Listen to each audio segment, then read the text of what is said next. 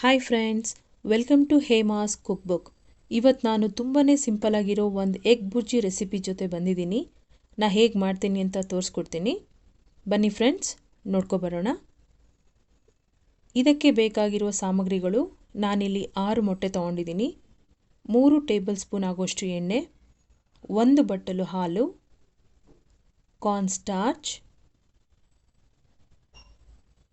ಸಣ್ಣಗೆ ಹಚ್ಚಿರುವ ಬೆಳ್ಳುಳ್ಳಿ, chilli flakes, pepper powder, ಸ್ವಲ್ಪ ಕೊತ್ತಂಬರಿ ಸೊಪ್ಪು, ರುಚಿಗೆ ತಕ್ಕಷ್ಟು ಉಪ್ಪು, ನೂಡಲ್ಸ್ ಮಸಾಲ.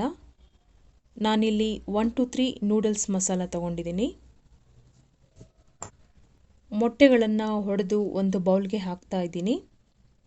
6 ಮೊಟ್ಟೆ ಆರಾಮಾಗಿ 3 ಜನಕ್ಕೆ ಸರ್ವ್ ಮಾಡ್ಬೋದು. ಇದಕ್ಕೆ ಪೆಪ್ಪರ್ ಪೌಡರ್ ಮತ್ತು ಉಪ್ಪನ್ನು ಹಾಕಿ ಚೆನ್ನಾಗಿ ಬೀಟ್ ಮಾಡ್ಕೊತಾ ಇದ್ದೀನಿ. ಬೀಟ್ ಮಾಡಿದ್ಮೇಲೆ ಕಾದ ಫ್ರೈ ಪ್ಯಾನ್ಗೆ 1 ಟೇಬಲ್ ಸ್ಪೂನ್ ಎಣ್ಣೆ ಹಾಕಿ ನಿಧಾನವಾಗಿ ಈ ಮೊಟ್ಟೆ ಮಿಕ್ಸನ್ನು ಹಾಕ್ತಾ ಇದ್ದೀನಿ. ಹಾಕಿದ ತಕ್ಷಣ ಇದನ್ನು ಡಿಸ್ಟರ್ಬ್ ಮಾಡದೆ 2 ನಿಮಿಷ ಹಾಗೆ ಬಿಡಬೇಕು. 2 ನಿಮಿಷ ಆದಮೇಲೆ ನಿಧಾನವಾಗಿ ಸೈಡ್ಸಲ್ಲಿ ಕ್ರ್ಯಾಕ್ ಮಾಡ್ತಾ ಹೋಗಬೇಕು. ಮತ್ತೆ ಮತ್ತೆ ತಿರುಗಿಸ್ತಾ ಇದ್ದರೆ ಮೊಟ್ಟೆ ಸಣ್ಣ ಸಣ್ಣ ಪೀಸಸ್ ಆಗಿಬಿಡುತ್ತೆ.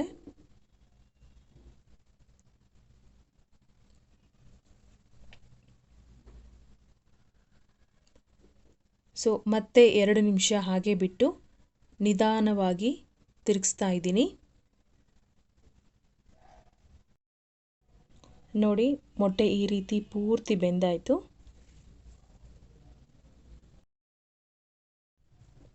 ಈಗ ಕಾದ ಫ್ರೈ ಪ್ಯಾನ್ಗೆ 3 ಟೇಬಲ್ ಸ್ಪೂನ್ ಆಗೋಷ್ಟು ಎಣ್ಣೆ ಹಾಕ್ತಾ ಇದ್ದೀನಿ. ಇದಕ್ಕೆ 1 ಟೀ ಸ್ಪೂನ್ ಸಣ್ಣಗೆ ಹಚ್ಚಿರುವ ಬೆಳ್ಳುಳ್ಳಿ ಹಾಕಿ 1-2 ನಿಮಿಷ ಬಾಡಿಸ್ಕೊತಾ ಇದ್ದೀನಿ. ಅರ್ಧ ಟೀ ಸ್ಪೂನ್ ಆಗೋಷ್ಟು ಕಾರ್ನ್ಸ್ಟಾರ್ಚ್.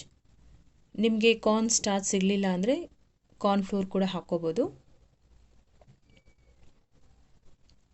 1-2 ನಿಮಿಷ ಆದಮೇಲೆ 1 ಬಟ್ಲು ಹಾಲು ಹಾಕ್ತಾ ಇದ್ದೀನಿ.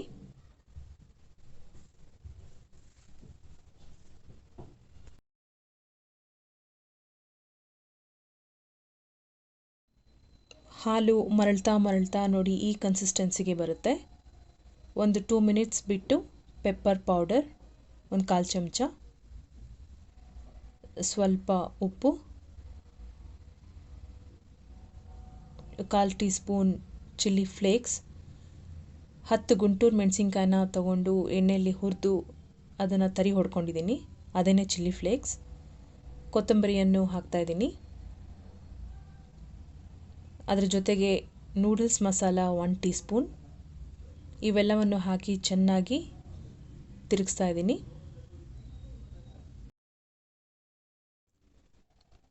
ನಂತರ ಬೆಂದ ಮೊಟ್ಟೆ ಪೀಸ್ಗಳನ್ನ ಹಾಕ್ತಾ ಇದ್ದೀನಿ. 2 ನಿಮಿಷಕ್ಕೊಮ್ಮೆ ತಿರುಗಿಸ್ತಾ ಮೊಟ್ಟೆಗೆ ಉಪ್ಪು, ಖಾರ, ಮಸಾಲೆ ಚೆನ್ನಾಗಿ ಹಿಡ್ಕೊಳ್ಳುತ್ತೆ.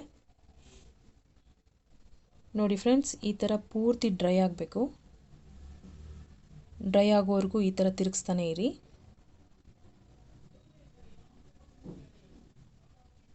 ನೋಡಿ, ಈಗ ಪೂರ್ತಿ ಡ್ರೈ ಆಗಿದೆ. ಈಗ ಸಿಂಪಲ್ ಎಗ್ ಬುರ್ಜಿ ರೆಡಿ ಆಯಿತು. Thanks for watching. Please subscribe ಮಾಡಿ. ಹೇಮಾಶ್ರೀ ಗೌಡ ಸೈನಿಂಗ್ ಆಫ್.